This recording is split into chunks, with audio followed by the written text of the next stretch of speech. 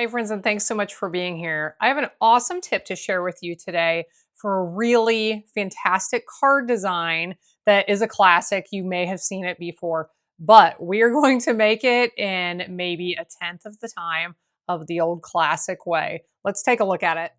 Here is the card design that I am talking about. This is called triple stamping. Fantastic technique where you have 6 layers of paper. You cut 3 different layers of white or your lighter color. You attach them together temporarily and do your stamping, so the leaves or whatever the pattern is, so that the pattern all lines up on the 3 different pieces. And then you put layers in between with the cardstock mats. I love the look of this. I don't love the time of cutting your card base plus 5 other layers of cardstock that all have to line up. So we are going to create this exact same look in much less time. And let's take a look at how we are going to do this. So I've already stamped. This is the piece that is going to be on the front of our card. I love this stamp set that I got recently, Opulent Oasis. It's just beautiful. And I have 4 finished cards made with this set. I want to show you here right at the end in just a couple of minutes. Let's look at how we are going to do the layering and the matting without actually doing the layering and the matting, okay? What I need to do is bring in my cut and emboss machine. We are going to use dies to do the work for us. So this is going to cut our 1 piece of white cardstock into 3 pieces. And then I'll have to show you how we are going to create the look of matting of those cardstock mats without having cardstock mats and without having the time and effort of the cutting. So you could do this with rectangle dies to get the same look as the rectangle layers on the card that I showed you, the thankful card with the leaves. Just for fun, I decided to use a different set of dies to get a different shape for my triple stamping, for this look of the triple stamping. So this die set I'm using is called Party Banners. I love, love, love this die set.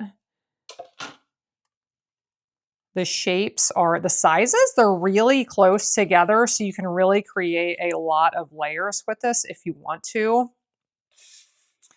So here we go. I have my 3 different pieces. Now, how are we going to make it look like we have that distinction between them with the different colors?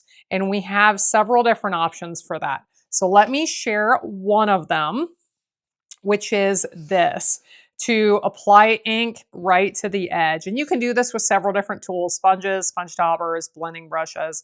What I am going to do right here, I just want to show you how you can blot this on the edge of your ink pad. And especially if you do a little bit of dragging, you're going to start getting more color right there on the edge that's just a little bit more obvious. Down here for my banners, I'll have to do this in 2 separate areas since it angles right there at the bottom. But then for all of these flat edges, I can just kind of press a little bit and drag. The more you drag, the more you press, the more ink you are going to get. So let's do this. We'll finish this one up. Now, let's do this with these other 2. Here you can see my 3 layers. I got that ink applied to all 3. So we're going to have that color distinction between layers. So let's finish this card off, which is just going to take a moment. What's fun about this is you can change the height of your layers depending on what adhesive you use to apply these. So when I have done techniques similar to this before, where I take some designer paper or something that I've stamped, and then I cut multiple pieces with a nesting die set. It's fun to pop some of them up with foam dimensionals and to leave some of them not popped up with foam dimensionals so you can alternate. I debated whether to leave the outside and the inside pieces of this attached directly to the card, but pop up this piece that I'm applying right now. But I decided to do it a little bit differently, so you will see here in just a moment where I'm headed with this. So this piece is getting popped up. And this piece is going to be popped up with a double layer of dimensionals. So this one is going to pop up even just a little bit more. I created a train card like this one time with the train popped out the most in front. It was absolutely beautiful. So that's an idea for how you can do this. And I'll show it to you up closer in just a moment. But I wanted to add this greeting. I pulled my greeting tag out of my greeting tag box.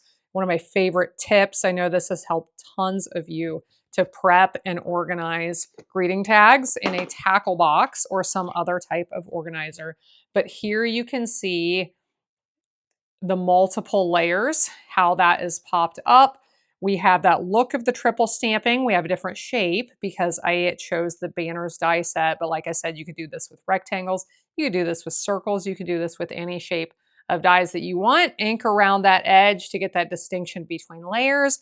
And we get that look of triple stamping. Now, quickly before we go, I said I wanted to show you some other cards made with that same stamp set as this, the Opulent Oasis.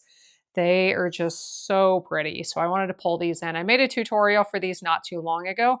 I will link in the video description below to that tutorial. We were talking about how to place multiple colors of ink on a stamp and to do some inking over the embossing to get some really, really beautiful looks instead of just inking with one color like I did on this version.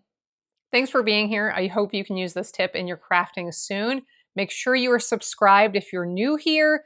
Please like and comment on my videos. It truly helps me and it helps other crafters to find my videos. If you have found them helpful, others likely will as well. So please like and comment because that helps others find them. I hope you have a blessed day and I hope you'll be back again next time when I'll be here helping you to hand make with love.